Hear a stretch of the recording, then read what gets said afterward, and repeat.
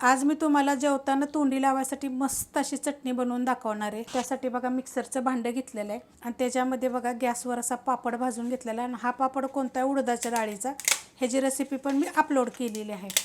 तळून वगैरे घ्यायचा नाही, आपल्याला हा भाजूनच घ्यायचा आहे। तर ह्याचे मी तुकडे करून ह्याच्यामध्ये टाकून घेते। पापड टाकून घेतलेला आहे। अर्धी वाटीला पण थोडंसं कमी असे शेंगदाणे घेतलेले आहेत बघा, भाजून घेतलेले आहेत। असे मस्त असे खरपूस भाजून घ्यायचे।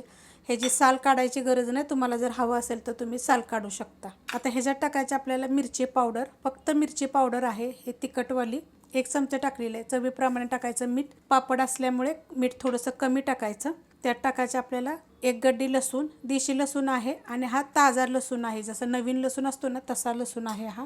छोटा अर्धा चमचा चाट मसाला आणि त्यात आपल्याला एक वस्तू अशी टाकायची त्यामुळे चव एकदम छान येईल। तर हे खोबरं घेतलेलं आहे बघा, सुक्कं खोबरं गॅसवर असं भाजून घेतलेलं आहे। खूप रेसिपी दाखवलेलं आहे कसं भाजायचं ते। आता त्याचे मी काय करणार आहे, छोटे छोटे तुकडे करून टाकून घेणार आहे।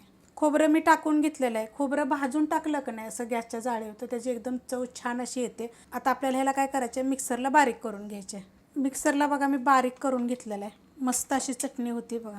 आता काय होतं, असं उन्हाळ्याच्या दिवसात आपल्याला काहीतरी जेवताना तोंडी लावायसाठी पाहावं असतं। तुम्ही डाळ भात केला तर त्याच्याबरोबर चटणी खाऊ शकता। ज्वारीची भाकरी, बाजरीची भाकरी, कशाबरोबर ही चटणी खाऊ शकता, छान लागते। किती दिवस ही चटणी राहते? 8 ते 10 दिवस राहते। पॅक बंद डब्यात ठेवायची आणि फ्रीजमध्ये ठेवली तरी चालू शकते। करून बघा एकदा, मस्त लागेल। रेसिपी आवडली तर लाईक करा, सबस्क्राईब करा, कमेंट करा आणि शेअर बी करा।